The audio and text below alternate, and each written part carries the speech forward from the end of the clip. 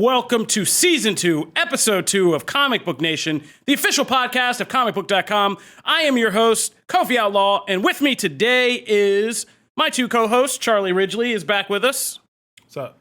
Jim Viscardi is here. Hello. And as one of our big Season 2 rollouts, we are now going to be introducing you to more of the comic book team, because we have an extensive staff that, we have people in the office, but we also have a lot of people who work remotely from various secret locations around the world. And today we're getting one of our primetime remote members to come in and join us. Mr. Patrick Cavanaugh is now on our guest cam over there. So what's up, Patrick? Not much. Long-time listener, first-time guest. Thanks so much for having me. Glad you could find room in the schedule. Yeah, technology. It's come a far way since we started this whole podcast, and now we got you in here. Patrick's also known as the Wolfman, and he's one of our fine comic book editors who tries to keep our nonsense sounding like English. He's also one of our experts on Star Wars alongside JK, who you've met a couple times, and he's our horror guy. And that's horror, not our whore guy.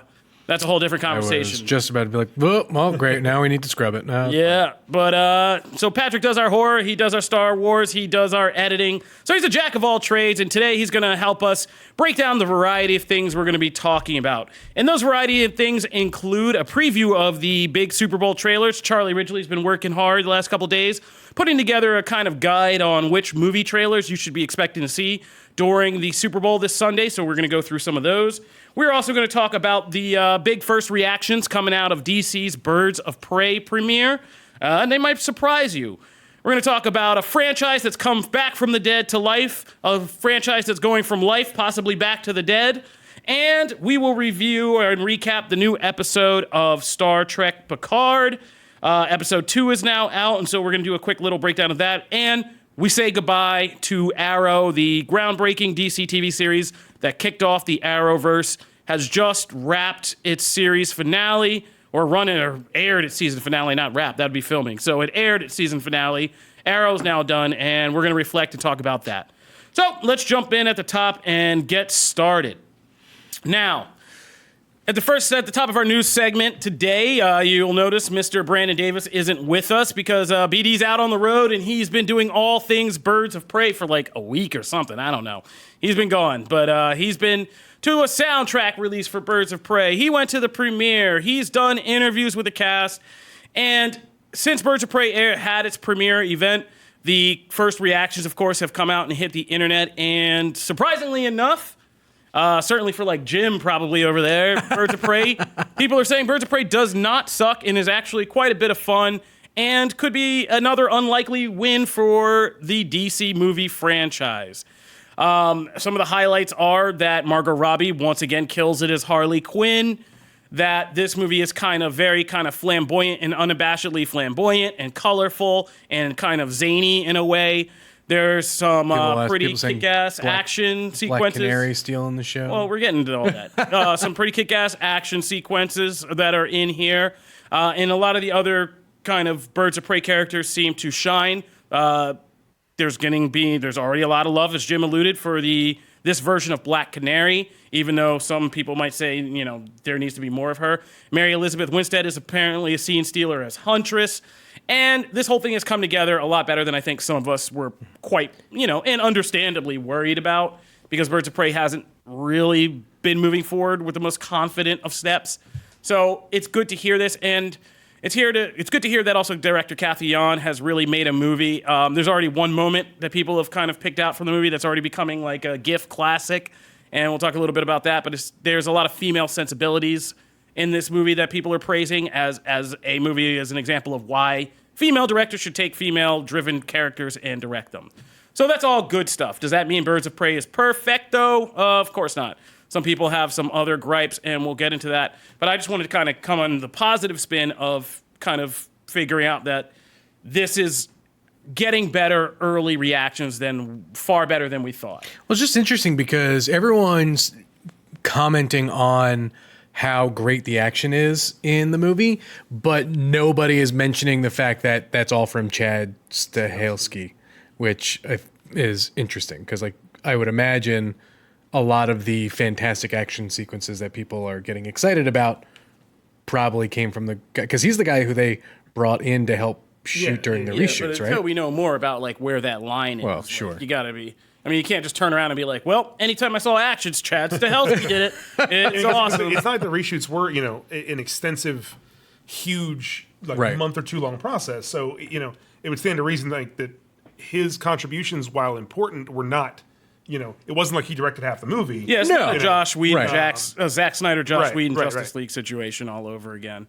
Like, so, I mean, and Kathy Yan being kind of director that she is, I would imagine it's not out of the ordinary for that kind of director to have the learning curve of somebody who's more experienced in one area of filmmaking step in and help with an aspect of film. In fact, I feel like we see it more and more Well, these and days. honestly, it's something that I appreciate how they approach that, because there were quotes from multiple directors about I'm a big fan of the MCU. This isn't a dig, but about how they bring in auteur directors who aren't known for their action, don't have sensibilities or experience as an action director, and they say we'll take care of it, don't worry, and they're gonna have their team come in and like make sure everything works, which is fine. It makes everything run smoothly. But instead of that, DC is going for different visions with different movies, and they said, well, let's take your vision completely and wholly, and then we're going to bring in a really renowned action director to help bring these other ones to life, not just as a standard thing, but as something really great and different. And they're kind of combining those two styles, and it sounds like it really worked out. And kind of like I say, we have to be careful about where the line is.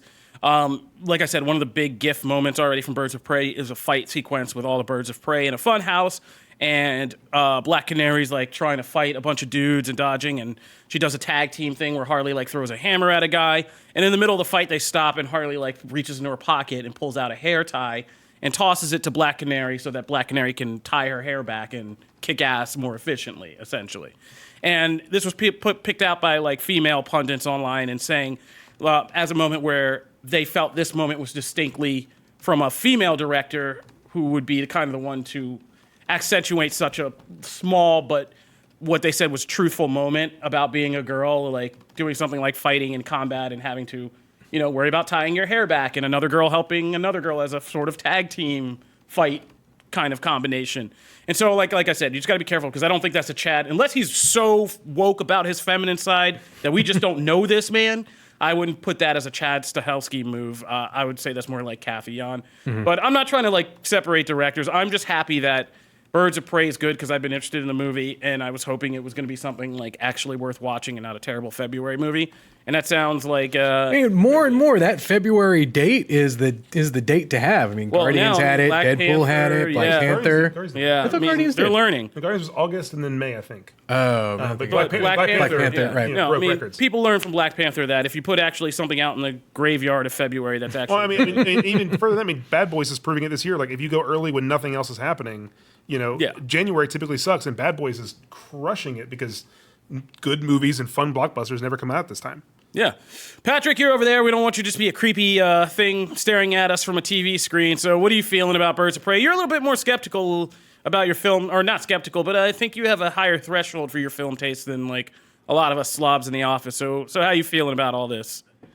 Yeah, I mean, Charlie kind of hit on it where, there's this delineation of one direct, like with the Marvel Universe, how it seems like all of the action looks the same, all of the direction looks the same. You just bring in a director to help put their stamp on those dramatic sequences. So I don't think, the fact that there's someone else coming in for Birds of Prey to, help guide or shape those stunt sequences, like that's totally fine. They have a few creatives there at Warner Brothers, all happy to make this movie the best that it is. I wasn't entirely sold on this movie, but I think it was only until this recent trailer and hearing all this positive buzz that I'm definitely now much more excited for it than anything else Marvel has coming on the horizon. So I'm excited to hear all this praise. Well, praise for it. you're swinging big time over the DC movie universe.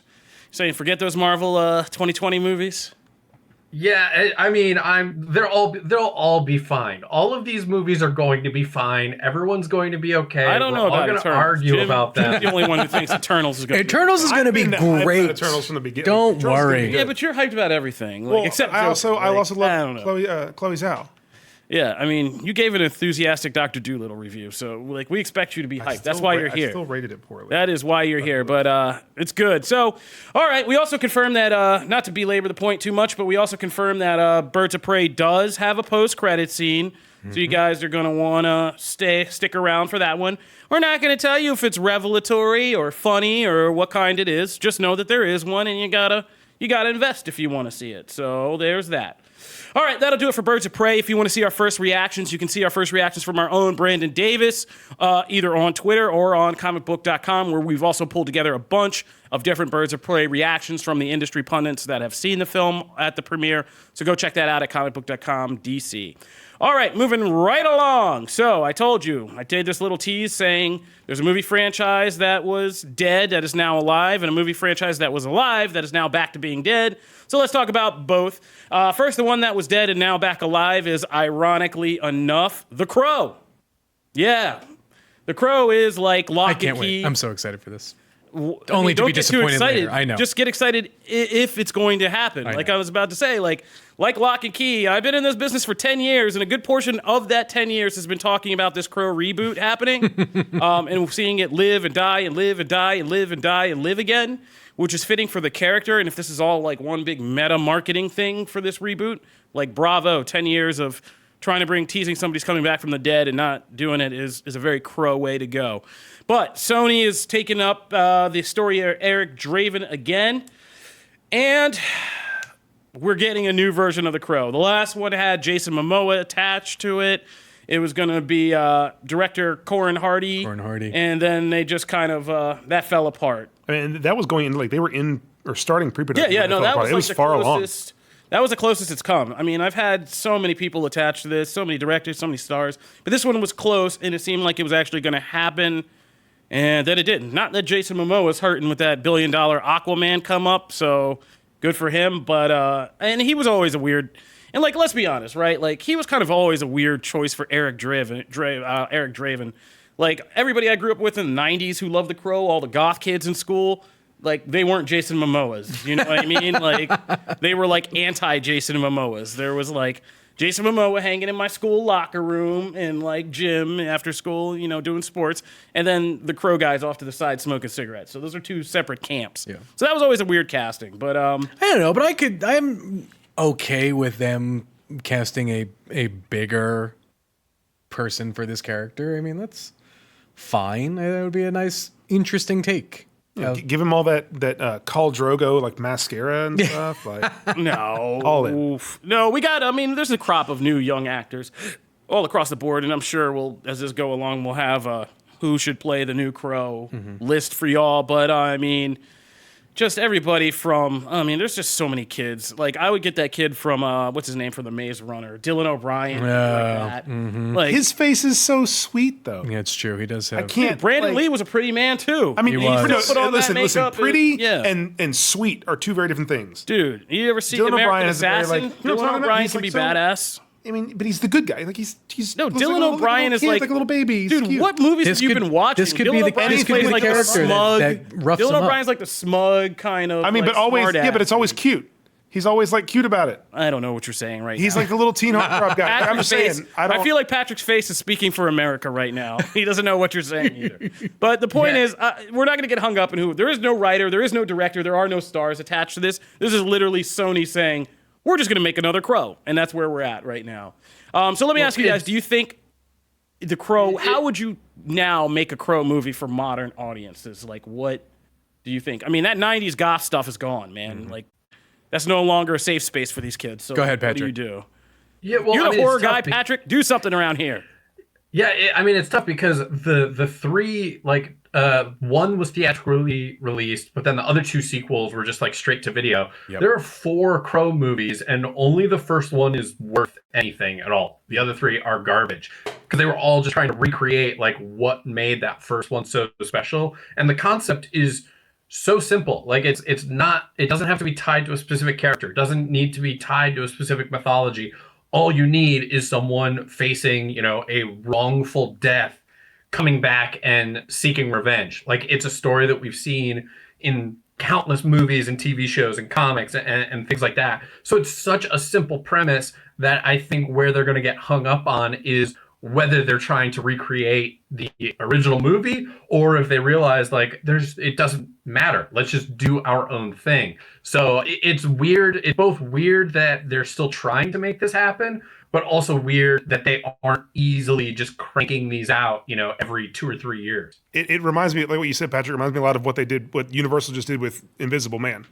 They took a simple concept and they made a modern story out of it and didn't try to recreate the original Invisible Man movie. Said, let's do something completely different. Lee Wanell came in with a new pitch, and the movie, I mean, we don't know if it's good or not, but it looks very good from the trailers. And I think that's kind of what you're saying to go for with The Crow, is to take it in its own own direction. I mean, maybe a movie is the wrong format for it. Maybe it's a series, which I think is like a show like this can be a great. It could be either a procedural-ish in a way, or it can be a pretty good prestige series that you do for 8 episodes or something and let it do its thing. Yeah. And I mean, not in live action, but like just this past holiday season, there was a Crow holiday one-shot, about like a father and daughter who come across a group of assassins and push comes to shove and, they get killed. And then the girl comes back to, take out those assassins one by one. And it was awesome. Like it was totally in the spirit of the character.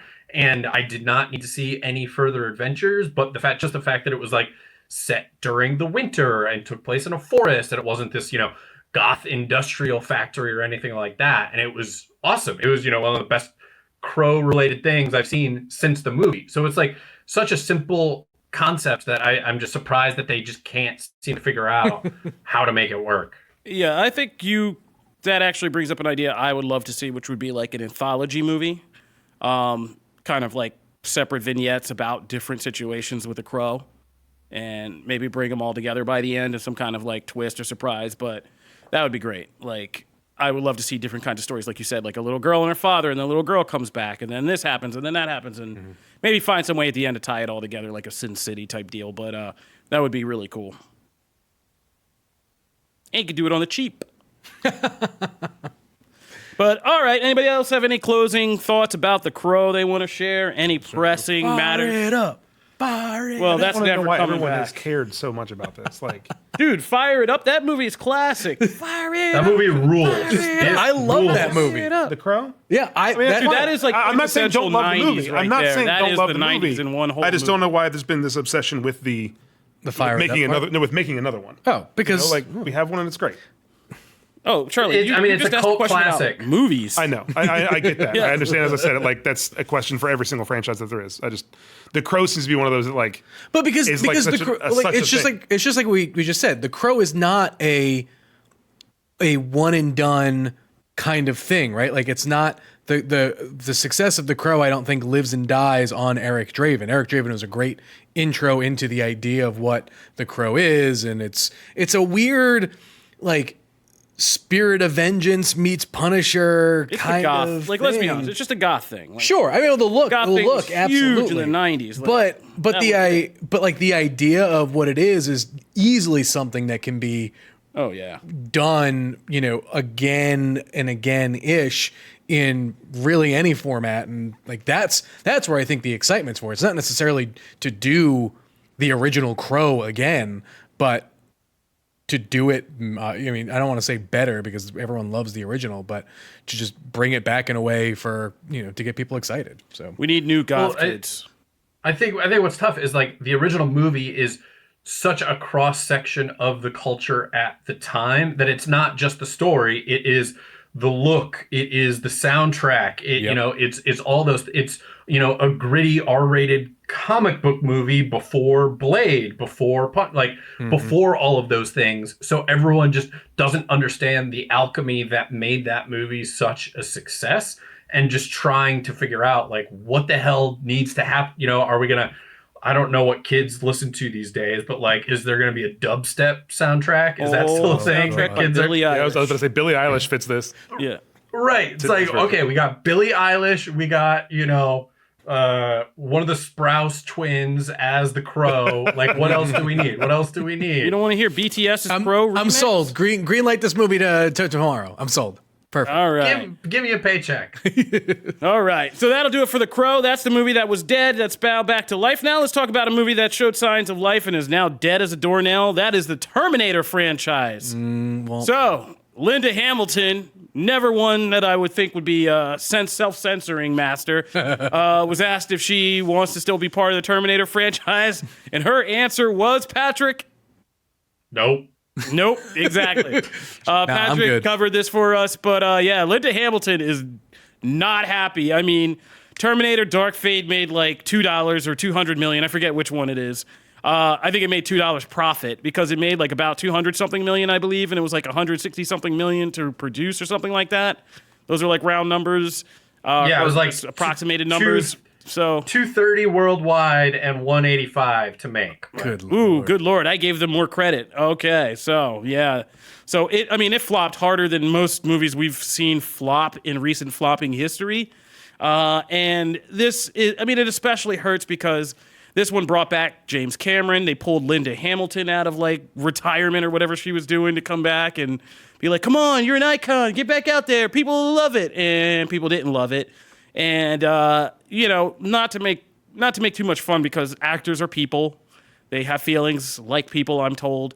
And, I can understand the level of vulnerability she probably feels right now as like an aging actress, former star who thought she could come back and do the second run, have it kind of, blow up like this. And she probably just was happier doing whatever she was wanting to do, is looking at everybody like, why the hell did you disturb my stories in my afternoon nap? Like, I was good. It's just really weird because, like, I know I'm part of the problem because I did not go see this movie in theaters, but I watched it on its home release, and I enjoyed it. Like, I don't think it deserves the bad rap that I think it gets. I think it may have been released at the wrong time. It was a pretty crowded year last year as far as Dude, if they had saved went. this for January, February, it would have done a lot better. Yeah, exactly. That's what I'm saying. Like, and so, it kind of sucks to see like Linda Hamilton be like, no, I'm done. That was really, really bad. And it's awful that, the Terminator as a franchise just can't shake, its awfulness at this point. And we are where we are, but I don't think that movie is anywhere near as bad as, the little money it made. Well, I'm sure there are a lot of people on DVD figuring that out over bad. the last few weekends. Like, yeah.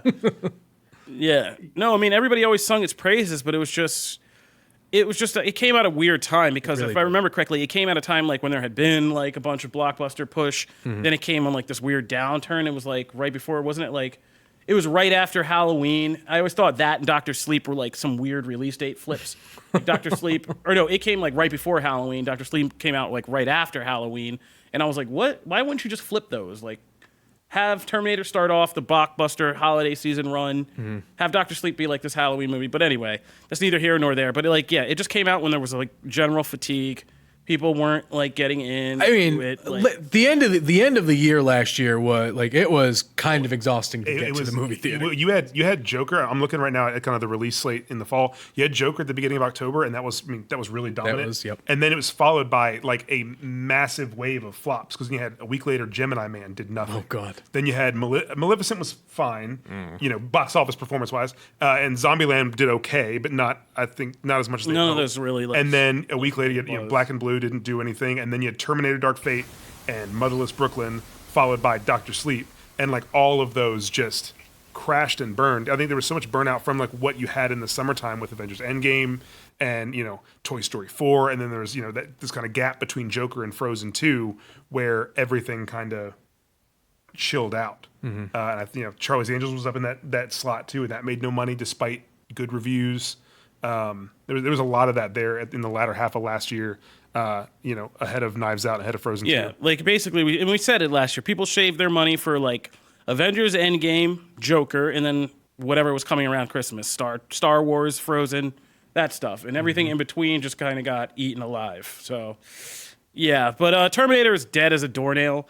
At this point, I don't think Terminator should even be a movie series anymore. Just like, go back to what worked for the franchise last time it sucked this bad and go back to TV. Like, people still love the Sarah Connor Chronicles.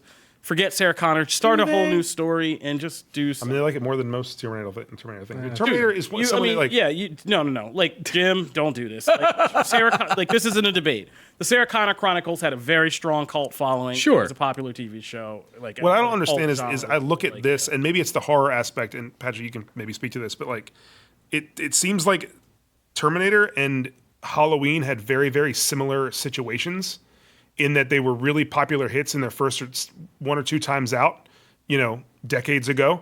And then they had a lot of really subpar, maligned sequels over the years. And then they came back recently. They brought back their really important female lead and had her, reprise a role and kind of take over the franchise. And for Halloween, it worked incredibly well. It was a well-reviewed movie. It made a ton of money, and you got 2 more sequels. And for Terminator, it just totally fell apart. And it's really hard to see like where the difference was between those two things. Yeah, I mean, because like the quality was definitely there, and as we all pretty much agree, like the new Terminator is good. It's nobody knew why, nobody wanted to go see it, other than that the bad taste in their mouth from Genesis and Salvation and Rise of the Machines, and the similar to Halloween, like the original movie is just this like lo-fi, really low production value, just high concept movie that was a success, and then it turned into Terminator 2 Judgment Day, this huge action, masterpiece, for lack of a better term.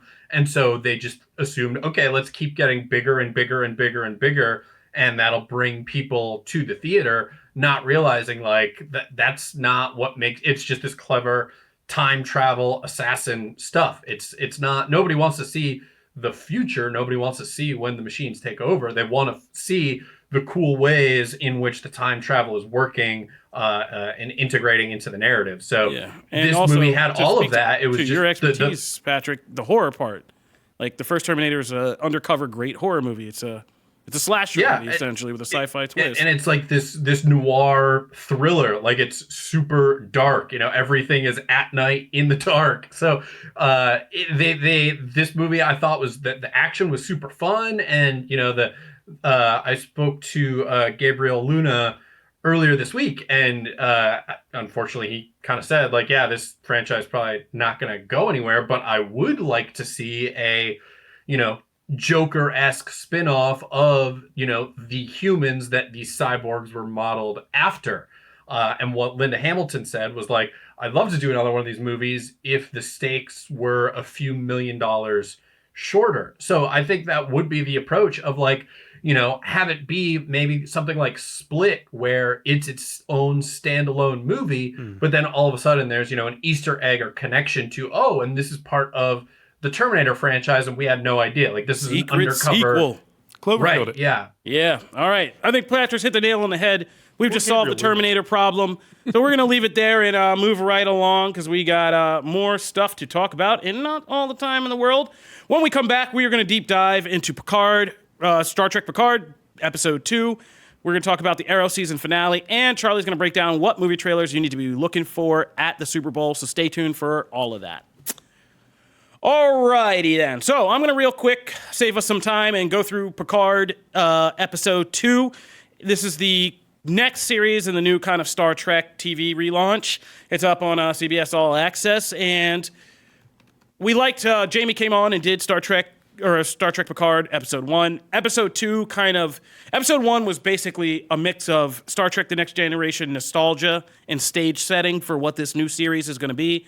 Episode 2 very much rapidly jumps in and expands the kind of scope of what Picard is all about, and it does a lot of clever things to quickly retcon some important parts of Star Trek history, introduce a kind of new villain threat, and kind of propel us into more of what Picard's up against in this new adventure and less about his own personal kind of internal conflict about who he was versus who he is now and all that. So, no spoilers. You can find our coverage of all the spoilers from this episode up on Comicbook.com Star Trek. But some things just to kind of whet your appetite. Some really cool things is we find out some secrets of the Romulan Empire that really redefine this race and who has had like a very prominent role as Star Trek and Starfleet's sometimes most prominent foes.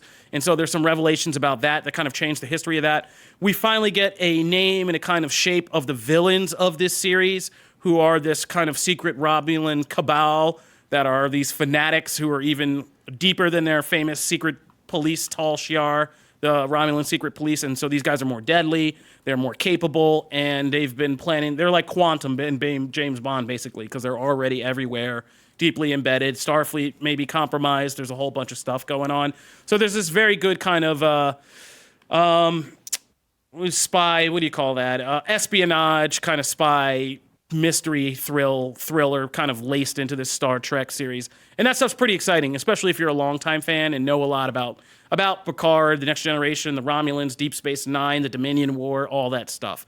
So we begin to meet some of the new characters who are going to be part of the series. Picard begins to kind of gather this ragtag crew that he's going to put together. We saw from the trailers. And Patrick Stewart gets to have a little less dramatic lifting and a little bit more levity and fun in this episode. And so that's kind of cool to see as well. So if you are not checking out Star Trek Picard, seriously, you need to jump into this whole new Star Trek revival. Because until the Mandalorian Season 2 gets here, if you're kind of like a space geek like myself, this is your Star Trek TV is your best bet. Discovery Season 3 is still coming. This is a good time to catch up on Discovery, get into Picard, and enjoy all of this. So that's my PSA. Moving right along from Star Trek over to DC. Oh, I mean, does anybody else have anything to say, Picard? That was rude of me. No, it's. I love that there is money in this show. It looks phenomenal. Yeah, no, it looks really good, and there's some really great scenes in this one. I mean, even just they spend money on even like a simple investigation of an apartment has a lot of CGI and technology, and it all looks great. So. Yeah, this feels like a futuristic, like but also like incredibly modern television. Yeah, is really the and they do, and since it's a lot set on Earth, more than just about any other Star Trek show, they do a great job of making Earth look conceivably like this is the future, but still Earth and all of that. Oh, also we get an awesome flashback to one of the big teased events in the first episode, which is this synthetic uprising and mass murder, and we get a pretty horror movie style kind of flashback to what that was all about. So check that out. All right, moving over to DC. We said goodbye to Arrow this week, the godfather of the Arrowverse, the show that some said was long past its prime, kind of finally went on that long cowpoke ride into the sunset.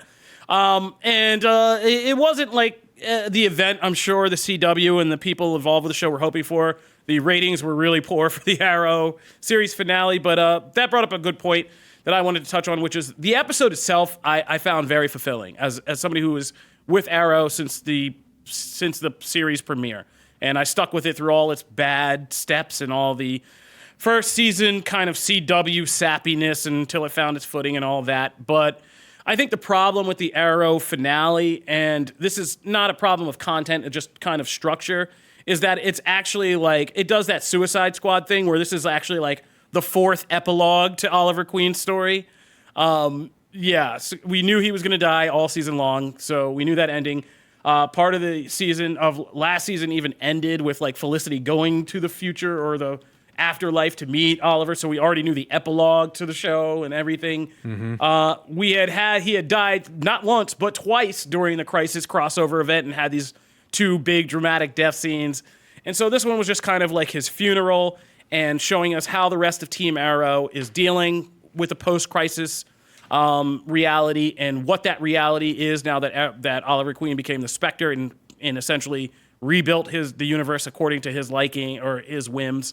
We find out like what the changes are in that, and in that sense, this was a good kind of setup for the post-Crisis Arrowverse to show us like, you know, Diggle's moving to Metropolis with a bunch of other people. Oh, this character's back alive. This character's back alive. Like, you know, Tommy Merlin and his mom and all this stuff that happened during the series has been retconned and now these people are back.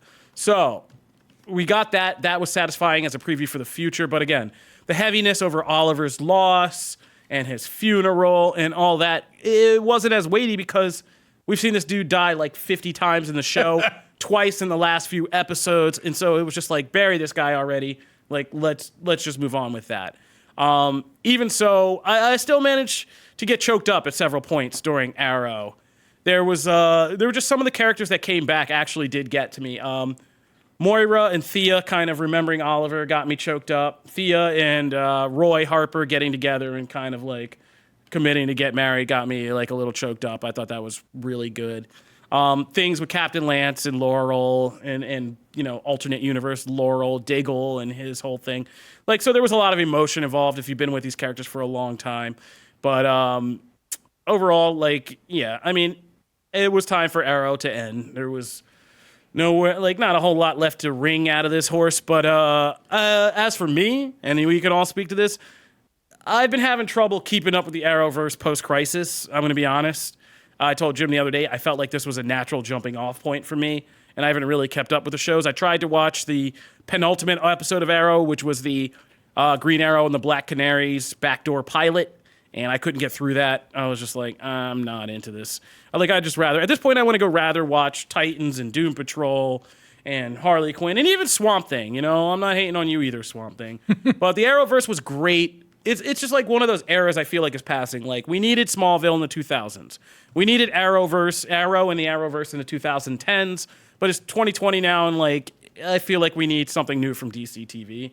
And telling me like Barry Allen, Supergirl, Batwoman, and all these people are now like one big Justice League and one big sandbox doesn't necessarily sell me. Even though Diggle will be going to Metropolis or becoming a Green Lantern or all that. You don't want to see Diggle show up in the HBO Max Green Lantern series? I was never a whole thing about, just because there's a black guy named John, like, I don't think he needs to put on a Green Lantern costume. I was never behind this whole quote-unquote theory, which is just taking a black guy named John and being like, that's close enough, John Stewart! Like, so I never was, like, really into that whole thing, but it was nice to see. I mean, he fits the John Stewart, like the personality. That's the personality, but he's a different person. But he's not John Stewart. He's not, but I mean, that's a guy who's had to play second fiddle to Stephen Amell for a long time. And it's just, it's also ironic that, like, online, the most, the blanket racist statement is, don't change characters' races, like, create new ones. They're like, okay, we'll create a guy named Diggle.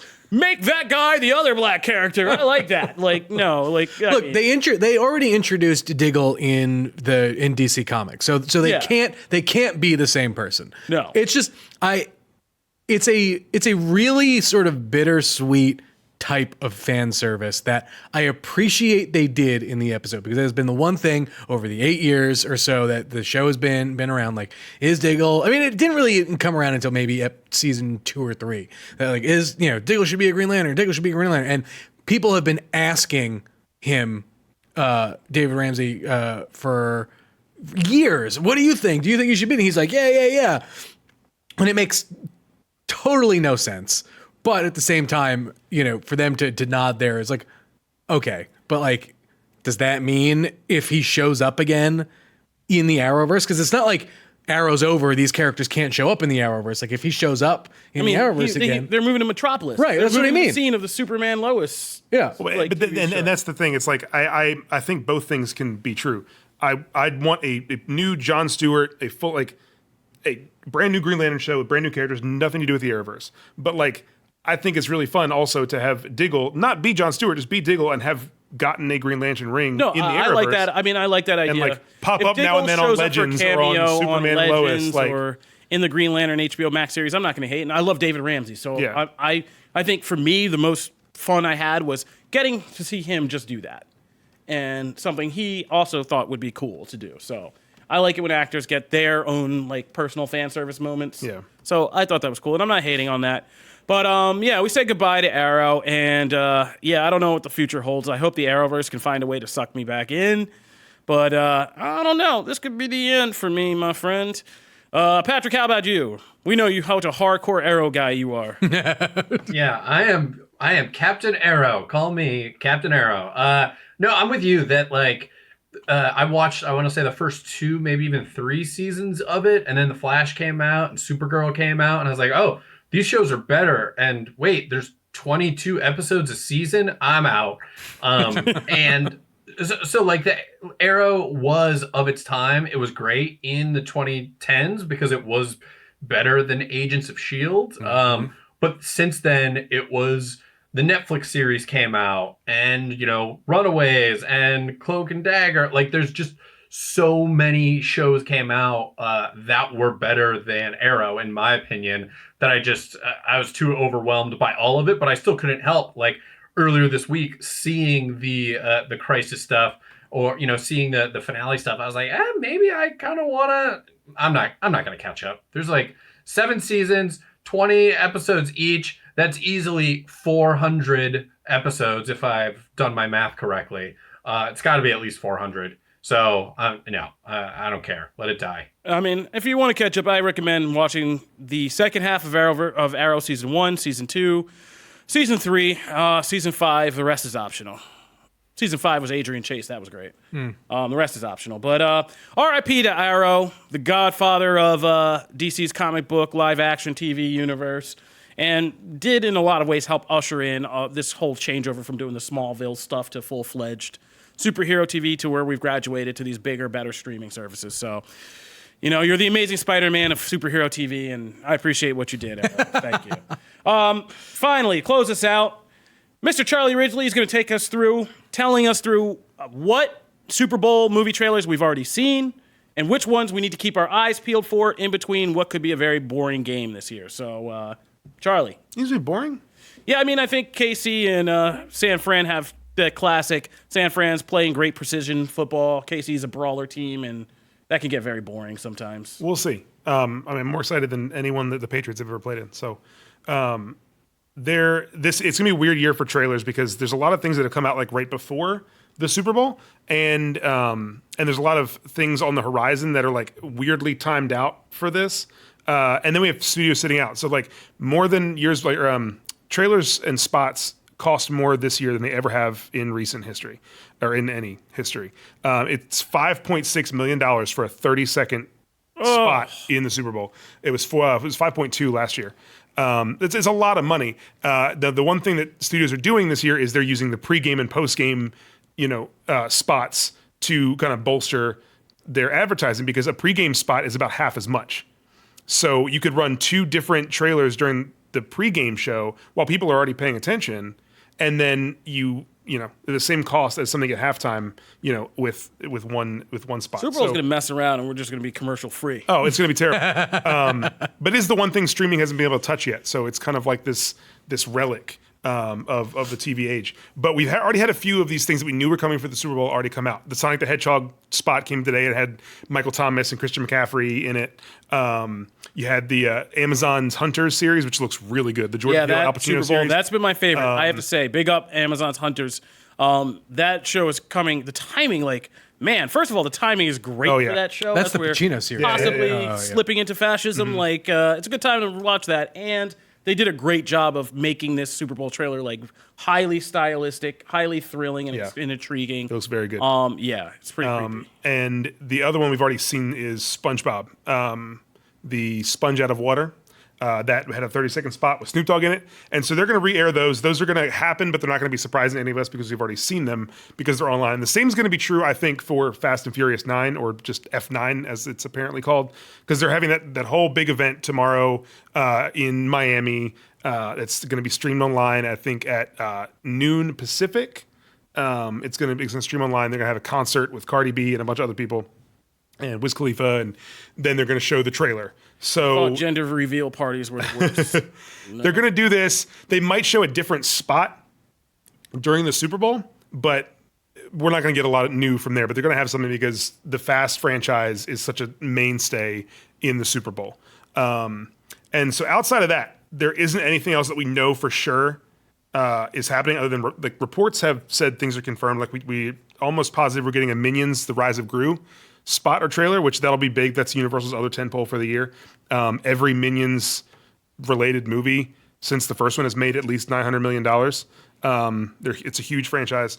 We'll probably get the first look at that. And the other one that's been talked about that not officially confirmed, but mostly confirmed is The Invisible Man. We'll get something from that from Universal. So that's probably Universal's, what they're doing. That's what they got in their corner. We know for sure that Sony and Warner Brothers are not advertising. So we're not going to see Wonder Woman 1984. We're not going to see Venom 2, Morbius, the Scooby-Doo animated movie, Ghostbusters Afterlife, Bloodshot, Tenet. All those are off the board. So they might release something online the day before, day after the Super Bowl, but they're not going to do anything. They're not going to pay for that advertising. So that leaves, Paramount and Disney as the big players. And just weird because I feel like Bond would be the perfect thing. Bond's Paramount. Oh, right. So that's one of my. I wrote keep a forgetting story- it's not Sony. Sony anymore, yeah. I wrote a story before the reports about Sony and Warner Brothers that came out about just looking at the last few years and the release dates and the demographics of movies this year. What I expect to see, and the one like my ride or die bet is James Bond. I think there's almost no way we don't see anything. It might be partnered with a car commercial, but we're going to see something from No Time to Die. We're definitely going to see something from Top Gun Maverick. And from what I've read, it's going to be in the pregame stuff. They're going to go really heavy in the pregame with Top Gun Maverick. Probably multiple TV spots for that. And then you've got the streaming services and Disney then become the wild cards because Disney has so much coming out. But we've already gotten a couple of Black Widow trailers, so I don't expect a full Black Widow trailer. Maybe the first Black Widow TV spot, because that's what they did with Avengers Endgame last year, which had the same release window. They got a TV spot. It might be one of those, watch the full trailer on Good Morning America on Monday, like they did for Solo 2 years ago. I think that's a possibility. Other Disney releases, Mulan is the one that I feel like they really have to advertise. That's a really, really, really big budget thing that's not guaranteed to make money. It should, but it's not like a Marvel Studios film where you've got an audience already baked in. So that I feel like they're going to try to push that. We'll probably see a TV spot for Mulan. Onward and Soul, the two Pixars, they've liked advertising Pixar before, but I don't know if they're the right kind of. Onward, maybe a TV spot, but other than that, I don't expect anything Disney animated. The one Disney-owned thing that I think is inevitable, that I think is perfect for the Super Bowl, would be Free Guy, the 20th Century Studios movie with Ryan Reynolds. Ryan Reynolds crushes. Ryan Reynolds is like The Rock. He's the perfect kind of guy to advertise during a Super Bowl because he appeals to such a wide range of audiences and all kinds of different demographics. Whether you live in a city or in Middle America, no matter where you lean in any demographic, like. Those two guys are really widely appealing. So I would expect to see something from that. And then that leaves the streaming services. Amazon has had a really big presence the last couple of years in the Super Bowl. And we've already seen the Hunters trailer. I would not be surprised if we see the first, like a teaser, like a 30-second teaser for The Boys Season 2. The Boys is one of Amazon's biggest hits over the last couple of years. Mm-hmm. It really fits that Super Bowl demographic. And I think, it doesn't have to be much new footage, but a little short teaser to drop a release date or something. Did they ever put up the one that was online again? Because we had that one. Well, they're the one that announced season 2. Yeah, I know, but then we had a season 2 trailer and then they pulled it, right? Yeah. And I think we'll get something that's like, hey, here's when it's coming out. But that was a big hit and it really fits the Super Bowl audience. And with Netflix, this might be me just being excited, hoping. One of my favorite things that happened during the Super Bowl the last few years was the surprise release of Cloverfield Paradox 2 years ago. Regardless of how much that movie did not work, it was really, really cool to have everybody collectively like, oh, this is coming out right after the Super Bowl. We're all going to jump in and watch it. We're going to talk about it on Monday. It was really an event movie kind of thing. I would love to see that again. Don't know if Netflix is planning that, but that would be a really, really fun way to get eyes on a movie that they spend a lot of money on. And if Netflix is going to advertise anything on the movie front, whether it's a surprise drop or just a trailer, Zack Snyder's Army of the Dead feels like the perfect candidate for this. So that movie wrapped filming a while ago. There's no release date for that. It's a very action-heavy bro dude movie. So I think that Super Bowl is a time to show that and to give that a release date, if not a surprise release later on. There's all kinds of different Netflix things that are happening this year, but the way that Netflix works, they don't always like to announce everything. So there could be a total surprise, a total curveball from Netflix that we're not seeing coming. Even a teaser for The Witcher, perhaps, because it's in production on season 2, some kind of release date there. And the last thing I want to draw attention to is the Disney Plus series. Mm-hmm. Disney and Marvel have had a presence, and when you look at the movies coming out, I mean, you can Jungle Cruise, you could advertise, Free Guy, definitely. But I think in this post-Mandalorian season 1 time, there have been so many write-ups I've seen online about Disney Plus. Now that Mandalorian's over, it's just for kids, and there's nothing to watch until the Marvel stuff comes out. And I mean, that's not how I feel because I really like Disney things, but I know a lot of people share that opinion, and Disney Plus needs to move in advertising their more adult content, which doesn't come out till later this year. And the first thing to come out is the Falcon and the Winter Soldier, which if you're Disney and you're looking at the Super Bowl, you're looking at the demographics, you're looking at release dates, you're looking at what can we advertise right now that will get people unbelievably excited. I think the biggest thing on their list, more than even the movies, is the Falcon and the Winter Soldier. It feels like a prime thing. WandaVision, it might be a little too weird for the Super Bowl, maybe not yet, but I think Falcon and Winter Soldier is like the perfect thing to advertise. And I mean, they're also all in on Disney Plus. It's their biggest venture. I'm holding out hope because WandaVision was like weird enough to capture eyeballs. I mean, weird doesn't disqualify you from the Super Bowl at all. No, it doesn't disqualify you from the Super Bowl, but I think it when you have weird versus ground heavy action thriller, Falcon and Winter Soldier thing, I think if you're looking at the demographic of the Super Bowl, Yeah, no, I pick get that what you're over saying. WandaVision. I think they would do it as a two-part thing. No, I think it would be an Okay. advertisement for one and an advertisement for another. or a general advertisement. The for other Disney thing I Plus. thought on here that I would bet on, or at least like suspect, is Amazon doing some kind of first teaser for Lord of the Rings, for that whole thing. I mean, just to say like it exists and it's coming back, or just like a teaser like Return to Middle Earth, Amazon's Lord of the Rings, and seeing a map get drawn or some crap like that. Yeah, like it's just it's an animation that has no footage whatsoever. Yeah, but just it requires no actors, none Right. of that. Just seeing like a map and start to get penciled in, and then just be like, "What is all this?" And then it's just like, "Oh, it's Middle Earth, Return to Middle Earth, Amazon's Lord of the Rings." So there you go. But that was just my only thing. Otherwise, great job, Charlie. This all sounds great. Did you say A Quiet Place too? I did not mention that, but that's also on my. I have that listed. Yeah. Because again, you're looking at big horror film. audiences. Don't leave Patrick out. We brought Patrick on. Don't leave him PG-13 out here. horror. Quiet Place 1 was a big hit. Quiet Place 2 Got to seems rep like the Patrick kind of vertical over here. So kind of movie for yeah, this. Quiet Place 2. I mean, yeah, based on the flashback that we saw in the first trailer, there's so much room to play with that as a kind of big Super Bowl blockbuster spectacle type trailer. So I would love to see that. All right, but that'll do it.